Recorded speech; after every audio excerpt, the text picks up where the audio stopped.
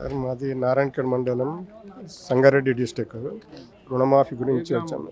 Paidipally village, Shankarappa నా పేరు.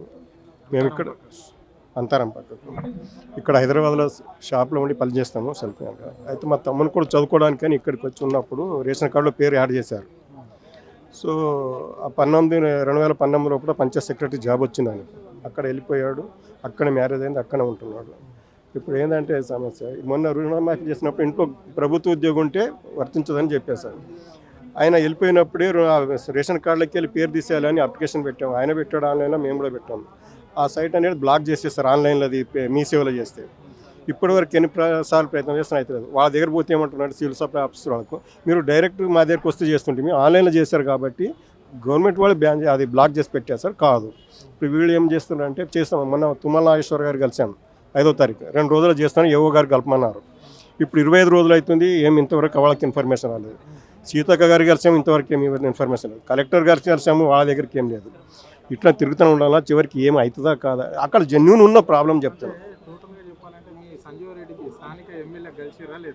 ఆయన కలవలేదు అంటే ఇక అది కలవమన్నది ఏంటంటే ఇక్కడ ఏఓ గారు కలమన్నారు, తర్వాత కలెక్టర్ కలమన్నారు. కాబట్టి కాలేదు సార్, పడలేదు. అది దాని గురించి అనేది ఇక్కడ వచ్చేసాం సార్. అక్కడ తర్వాతనే రేషన్ కార్డు నుంచి కూడా ఆయన పేరు కూడా తీసేయాలి, రేషన్ కార్డు నుంచి పేరు కూడా తీయాలనేది మేము రిక్వెస్ట్ చేస్తున్నాము. ఇప్పుడు అది మొత్తం బ్లాక్ చేస్తే అయిపోతుంది కదా ఆన్లైన్లో మీ సేవ అనేది. అలా మీరు ఎందుకు ఆన్లైన్లో చేసుకున్నారు? వాళ్ళే ప్రభుత్వం పెట్టారు ఆన్లైన్ అనేది, మీరు ఎందుకు ఆన్లైన్ చేసుకున్నారు, నమోదు చేశారు? లేకపోతే మేము డైరెక్ట్గా చేస్తుంటాం. పెట్టింది వాడు మీ ఆన్లైన్ అనేది, మరి ఎందుకు అందులో పోయారంటే ఇదేంటి, ఎవరికి తప్పేది చెప్పండి?